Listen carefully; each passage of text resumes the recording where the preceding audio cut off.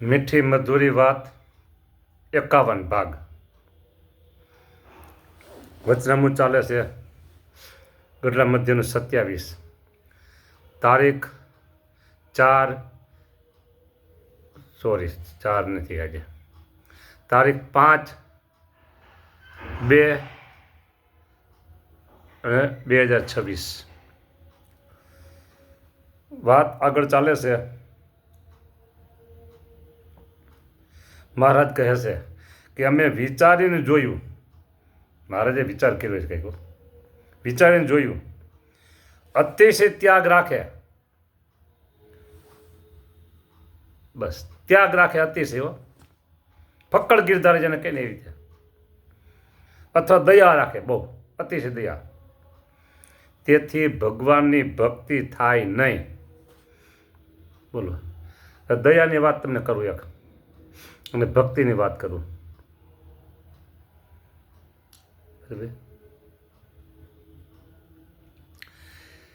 ભગવાનની ભક્તિ માટે ઘણા બધા ઉપકરણો જોઈએ,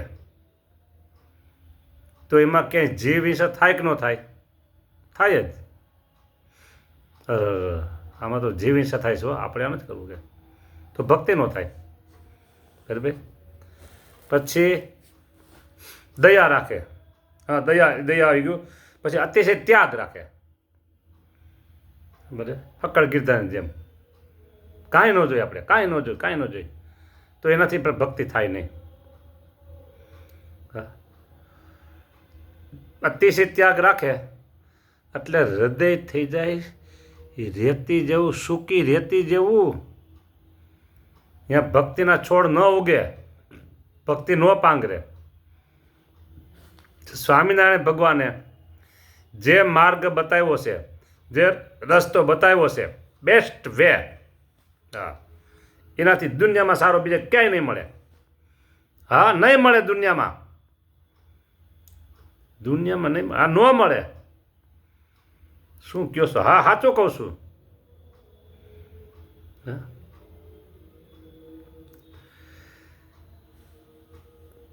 કોઈને આ લાગુ પડે તો ક્ષમા કરજો, પણ ક્યાંક ધર્મ વધારે હોય, ક્યાંક ભક્તિ વધારે હોય, ક્યાંક ત્યાગ વધારે હોય, ક્યાંક દયા વધારે હોય, ક્યાંક જ્ઞાન વધારે હોય, ક્યાંક આચાર વિચાર શુદ્ધાશુદ્ધિ વધારે હોય, એક વસ્તુ વધારે, બાકીની સાઈડ ડાઉન હોય। જ્યારે સ્વામિનારાયણ ભગવાને બધી જ વસ્તુને પ્રાધાન્ય આપ્યું, એક એને ગૌણ નથી કર્યું, એટલે એને કહેવાય સુપર વે, આત્યંતિક કલ્યાણનો સુપર વે। હા, એટલે કહે છે ને સ્વામિનારાયણ ભગવાને કર્યું એવું કોઈ ન કરી શકે। હા, સર્વોપરી એમ તો આપણે કહીએ છીએ, હા, દરેક રીતે સર્વોપરી, ઓલ ઓવર। હા,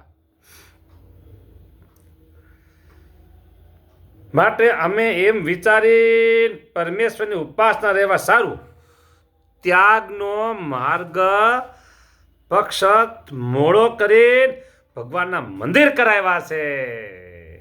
તેમાં જો થોડો ત્યાગ રહેશે તો પણ ઉપાસના રહેશે, તો તેણે કરીને ઘણા જીવના કલ્યાણ થશે।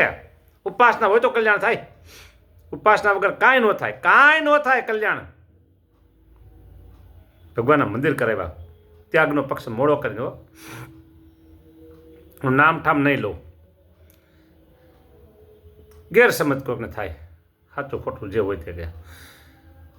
મારા ગુરુ રાજકોટ ગુરુકુલના સંસ્થાપક શાસ્ત્રીજી મહારાજ, એમના ગુરુ પુરાણી સ્વામી ગોપીનાથ દાસજી સ્વામી એ એક ગામમાં મંદિર કરાવતા હતા, અને મંદિર કરાવતા હતા એટલે પાયા ખોદાતા હતા, પાયા ખોદાતા એમાંથી નીકળ્યા અળસિયા ને એવું બધું જીવજંતુ નીકળતા હતા। એટલે તરત પક્ષી હોય ને, કાબર હોય, કાગડા હોય, એવા પક્ષી તરત આવીને જીવજંતુ ઉપાડી જાય। આ બધું જોતા હોય છે રસ્તામાં, છે રસ્તાનો કાંઠો એટલે જોતા હોય છે માણસો, એમાં અતિશય દયાવાળા માણસો નીકળ્યા, બહુ દયા રાખે એ માણસો નીકળ્યા। અરે આ સ્વામિનારાયણ વાળા ખોટું કરે છે, એ નામ તો લેવાઈ ગયું, એક વખત નામ લઈ લીધું કે સ્વામિનારાયણ વાળા ખોટું કરે છે, કે આમ પાપ થાય, આમ થાય, તેમ થાય। વાત આવી સ્વામીને કાને. સ્વામી કહે, એ હરિભક્તો, આ જે મંદિર થાય છે, સેવા કરો છો તમે, મંદિરમાં જે ભજન ભક્તિ થશે એનું ફળ તમને, અને પાપે થાય તો ખરું ને થોડું ઘણું પાપ. હવે પાપને ક્યાં નાખશું આપણે? તો જે બોલે છે ને જાય એને બોલે છે એને પાપ, અને ભજન કરે ને આ સેવા કરે ને ભજનનું ફળ મળે. એટલે બોલાય નહીં. દયા હા બહુ રાખે તો શું થાય? એટલે આવું થાય. બરાબર. એટલે સેવા ભક્તિ ન થાય. અને મંદિર કરાવે મહારાજ કે મંદિર કરાવ્યો તેમાં જો થોડો ત્યાગ રહેશે મંદિર કરાવ્યામાં, બરાબર, તો પણ ઉપાસના રહેશે તો થોડોક ત્યાગ હશે તોય તો તેણે કરીને ઘણા જીવના કલ્યાણ થશે. મેઇન મુદ્દો કલ્યાણનો છે. મેઇન મુદ્દો જીવાત્માના કલ્યાણ કરવાનો છે, સ્વામિનારાયણ ભગવાનનો. હા. અને જેને ભગવાનની ભક્તિ કરવી તેને તો બીજાની પેઠે દયા રાખે પણ કેમ ઠીક પડે? બોલો. જે બહુ દયા રાખે છે ને, અતિશય દયા રાખે તેની પેઠે શું ઠીક પડે કે? અને પરમેશ્વરને વાસ્તે પુષ્પ લાવવા જોઈએ, હા, તુલસી લાવવા જોઈએ, ભાજી તરકારી લાવવી જોઈએ, ઠાકોરજીને વાસ્તે બાગ બગીચા કરાવવા જોઈએ, મંદિર કરાવ્યા જોઈએ. માટે જે અતિશય ત્યાગ રાખી ને અતિશય દયા રાખી મુઠ્ઠી વાળીને બેસી રહે, આપણે કાંઈ ન કરાય. બરાબર. હા, મુઠ્ઠી વાળીને રીખું છે, રીત સમજો ને, મુઠ્ઠી વાળીને બેસી રહે, તેનાથી ભગવાનની ભક્તિ થતી નથી. અહીંયા સ્વામિનારાયણ ભગવાન બોલ્યા છે અને મેં સાંભળ્યું છે. આપણે કાંઈ ન કરે, આપણે કાંઈ નહીં, આપણે બસ સ્વામિનારાયણ માળા કરવાની બસ. શું તમારે એકનું કલ્યાણ થાય? અનંતના કલ્યાણ ન થાય. સ્વામિનારાયણ ભગવાન એકનો કલ્યાણ કરાવ્યા હતા, અનંતના કલ્યાણ કરાવ્યા હતા. અને નંદ સંતોએ છે ને એવો વિચાર કર્યો, આપણે કાંઈ કરવું નહીં, મુઠ્ઠી વાળી બેસી જાય તો આપણી પાસે આ સત્સંગ આવ્યો હોત, આ મંદિર આવ્યો હોત, કયો કાંઈ ન આવ્યું હોય, બધુંય કરાય. હા, એમાં જીવજંતુ જે જાય મૃત્યુ પામે એ કલ્યાણ, બીજું શું? હા, તે બગીચામાં, તુલસીમાં, ફૂલમાં જીવજંતુ ન મરે, એટલે કેટલાય મરે. હા, એ બધા મોક્ષ, બીજું શું? બાગ બગીચા કર્યા હોય, શાકભાજી કર્યા હોય, એમાં ન મરે? હોય જ. હા, આ છોડને ખાતર નાખીએ એના થળિયામાં. જો ક્ષમા કરજો, મારાથી વધારે બોલાય તો ક્ષમા કરજો, વધારે બોલાય તો. આ સેવકે છે ને, આ સેવકે ખેતીવાડીનો ઘણો અનુભવ કરેલો છે. હા, ખેતીવાડીનો ઘણો અનુભવ કરેલો છે નાનપણમાં. હા, હું યાદ કરું તો બધી યાદ આવે એવું છે બધું. પછી યાદ આપણે શું કામ કરવું જોઈએ?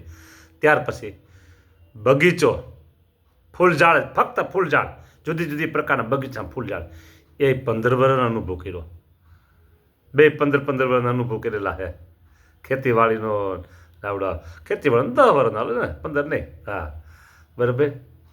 હા, બધો અનુભવ કરેલો ખેતીવાડીનો. હા, સાધુ થયા પહેલાંની વાત છે બધી. અને આ બગીચો સાધુ થયા પછી જોગી સ્વામી રાજકોટ ગુરુ બગીચો સંભાળતા, બધું કરતા. પછી જોગી સ્વામી પાસેથી ઘનશ્યામ સ્વામી, અને ઘનશ્યામ સ્વામી પાસેથી આ સેવકને. હા, એની સાથે બધી પહેલાં સેવા કરતા, પણ પછી પૈસા સેવા આવી પાસે આવી તો એમાં જીવજંતુ ન મળે. હા, હવે વાત એમ કરી હતી, છોડ કરી વાવીએ એને છોડના ગુલાબના વાત કરું છું, છોડના ખાતર નાખીએ, છાણ ને આવું બધું પાણી પાઈએ એટલે જીવાત પડવાની છે. એ જીવાત પછી ક્યાં જાય? હા, અને ગોળ કરવો પડે, કોદાળીને ખોદી બધું બગીચાનો બધું તો ગોળ કરી ખોદી એમાં જીવાત નીકળે. હા, બસ. હા, એટલે કીધું કે અતિશય દયા રાખે તો આ સેવા થાય નહીં. હા, પછી પસવાડાથી અંધ પરંપરા ચાલે. આવું છે બધું. મહારાજ કહે છે કે પરમેશ્વરને વાસ્તે પુષ્પ લાવવા જોઈએ સેવામાં, હો.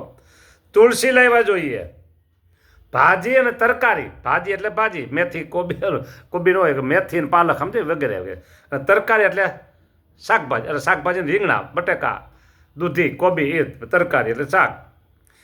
ઠાકોરજીને વાસ્તે બાગ બગીચા કરાવ્યા જોઈએ, ફૂલ પર મંદિર કરાવ્યા જોઈએ.